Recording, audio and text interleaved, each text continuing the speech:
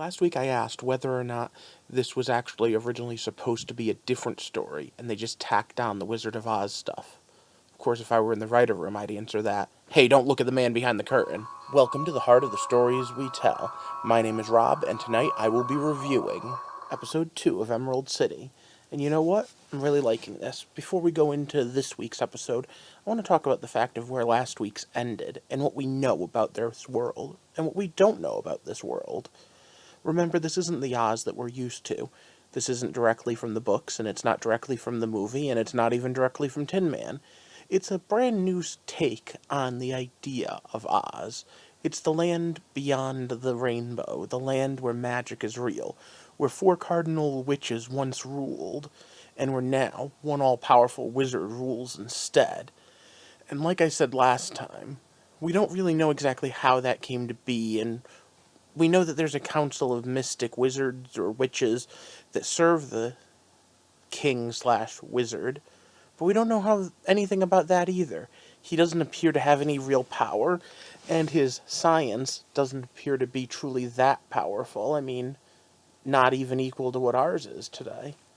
So, I'm curious to see as we move forward exactly what that all means. But for now, let's click our heels together 3 times and say there's no place like spoilers, there's no place like spoilers, there's no place like spoilers, and get into episode 2. To be honest, I'm not even sure where to begin.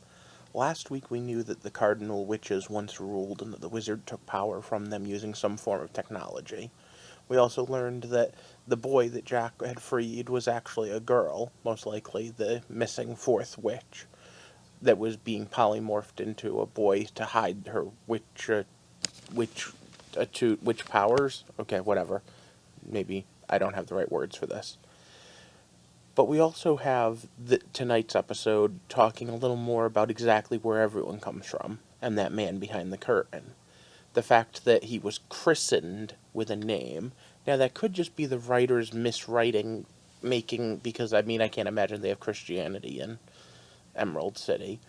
Or it could be a hint or a clue to the fact that he really is from our Earth, like in the original story. I don't know yet. But he rose to power using some form of technology-based magic, some artifice-y type thing, and took control. Glenda isn't so much a good witch as much as she's a good politician and knows how to control him and how to feed into his ego. Meanwhile, her wicked sister of the West is really just a powerful witch that doesn't know when to shut up. But all in all, we find the fact that the witches are still useful. They're still doing things. The Witch of the East was controlling the weather, not just a person imprisoning people who went against the wizard. And now Dorothy has her power. Dorothy is the learning witch of the West and has control of the elements, those gauntlets that are the ruby embodiment of her spells and power. I'm assuming that the Witch of the West had realized that if something happened to one of them, that breath of life spell that the Witch of the East could do might not save them, and as such, she created an artifice, a magical item that allowed her to pass her abilities to someone else. The fact that there were rumors of her having an apprentice of some sort does tell me that we could end up with another player in this game that we just haven't met yet. All in all, though, I'm still enjoying the show, and I'm still wondering if this was always meant to be a redo of Wizard of Oz, or if that was just patched on later.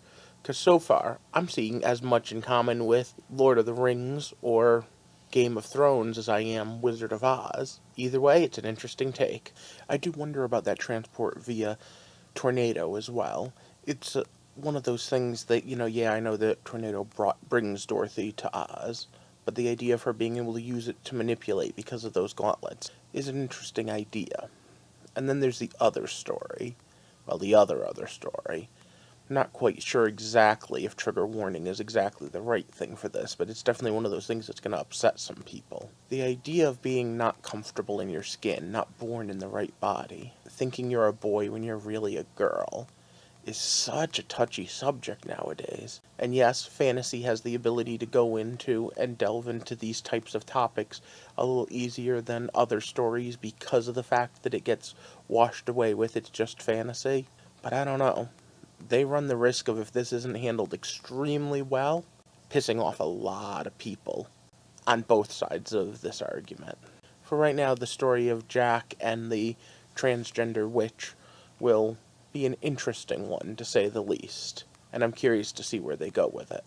But then there's also the deaths, and the idea of the impotent Wizard of Oz who has no control over his giants. What do you guys think about that idea? I mean, they really did kind of forecast it at the beginning of the first episode, the fact that the wizard wasn't really all-powerful. And like I made the joke, don't look behind the curtain. But we never really got a good idea of what is and isn't possible. Do you think that somewhere hidden in that prison is the magic that controls them? Or do you think that Dorothy can control them? Either way, I'm going to definitely watch the next episode, because they're off to see the wizard. And everything ended pretty much on a cliffhanger. The snow falling, proving that that one member of the council was right, Dorothy not knowing what to do next and running with her power, the fact that the other witch killed his boyfriend, whatever, the guy. So everything's kind of up in the air right now. And with 8 more episodes to go this season, I can hardly wait to see what happens next.